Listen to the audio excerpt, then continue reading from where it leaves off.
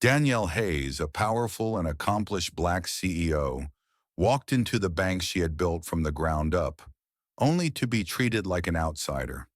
The branch manager, a middle-aged white man, smirked as he looked her up and down. "I'm sorry, ma'am, but we have policies to prevent fraud," he said dismissively, refusing to process her withdrawal. Customers stared, employees whispered, and humiliation burned inside her. But what he didn't know, this wasn't just any bank. It was her bank. And in exactly 7 minutes, his entire world was about to change.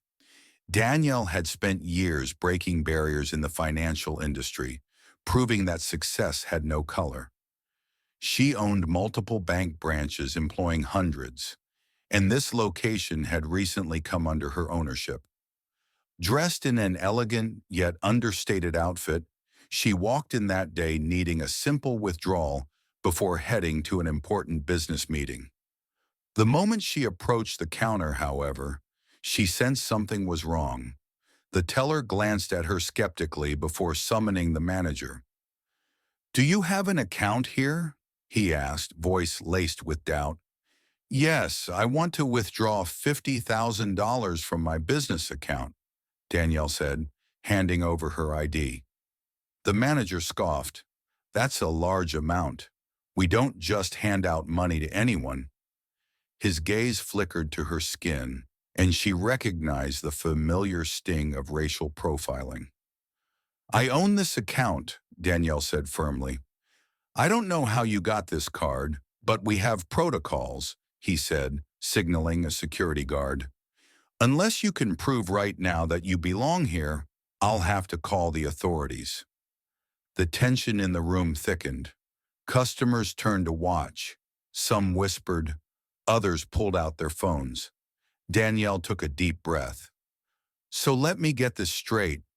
You refuse to let me withdraw my money even with proper identification?" "That's correct," the manager replied smugly. "People try to scam banks all the time." Danielle stared at him for a long moment. Then she pulled out her phone, dialed a number, and put it on speaker. "Hello, Mr. Johnson," she said. The man on the other end responded immediately.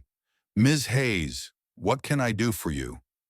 "I'm standing in one of our bank branches," she said, eyes locked onto the manager. "And apparently I can't access my own money." Silence. Then a sharp inhale.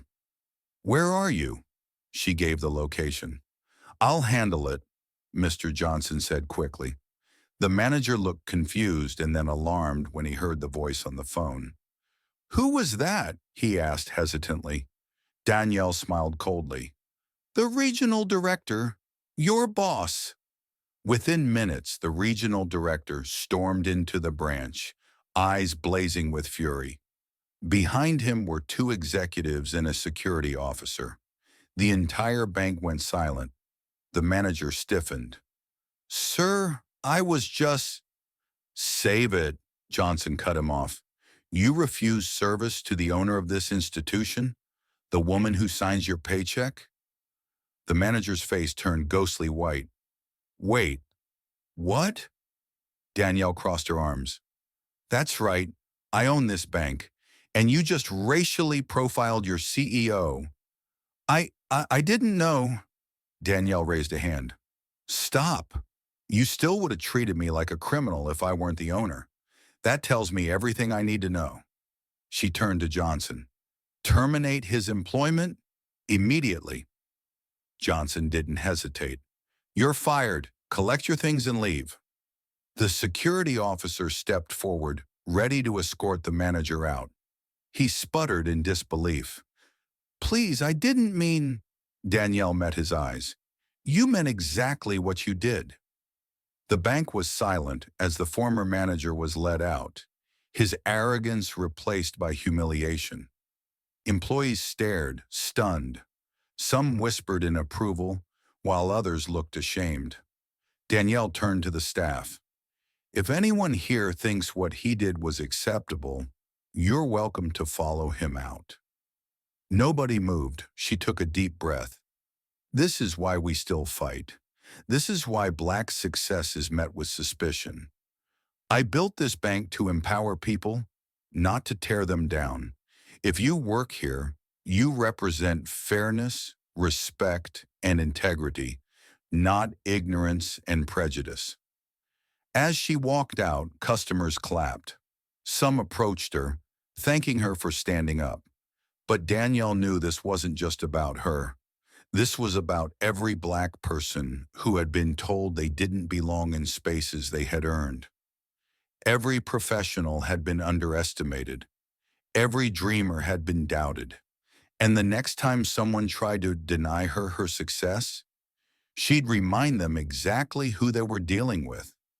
If you enjoyed this story and thought it provoking, don't forget to like, share, and subscribe for more powerful narratives. Let us know your thoughts in the comments.